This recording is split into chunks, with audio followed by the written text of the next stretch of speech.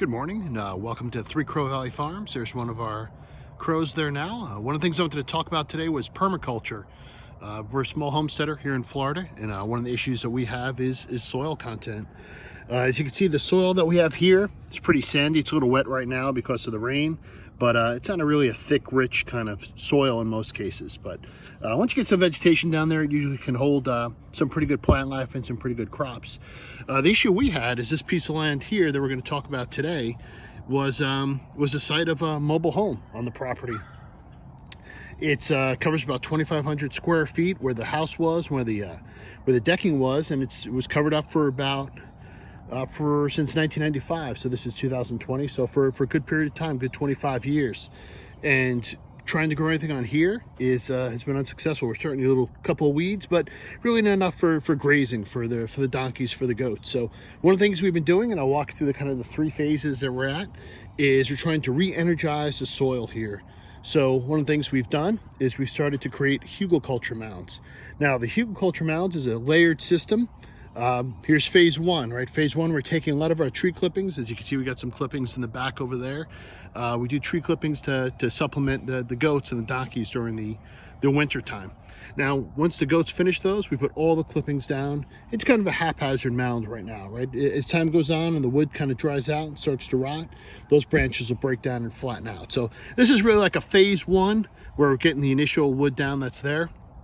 As you can see over here, we've got more of a phase two, right? So phase two, the wood is a little more organized, it's a little flatter, and it's really getting ready for our next layer of energy. Now what's gonna happen is you have the ground and then this layer of wood that's here. Now as the wood breaks down and rots, let me see if I can get a good rotted piece here.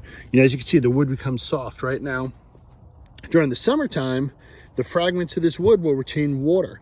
So as this mound grows and we layer it up, the wood, as a compost, it will energize the soil with nutrients, but even more importantly, it would help with water retention over a period of time. So this is kind of phase two.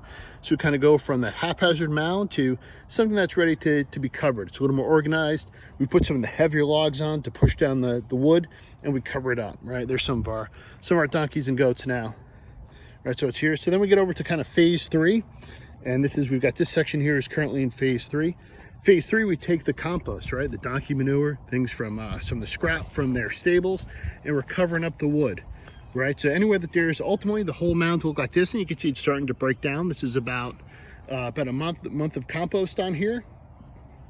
Once this is completely covered, we're gonna layer on some topsoil and grass seed, and we should have some really rich soil, which will run off and help some of this other area around here. So one of the things I'll do is I'll continue to update us on how things are going with the permaculture mounds.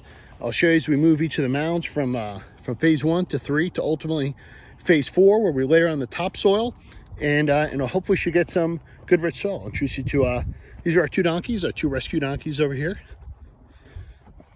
And they're here with our goats. Donkey's fairly new for us.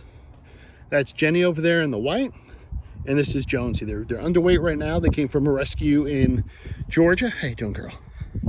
Super friendly, and their job is to provide the manure, right? They provide the manure that goes on to the compost mounds. They'll hopefully create a very rich, fertile area in this section here where there used to be a mobile home. This is Jonesy.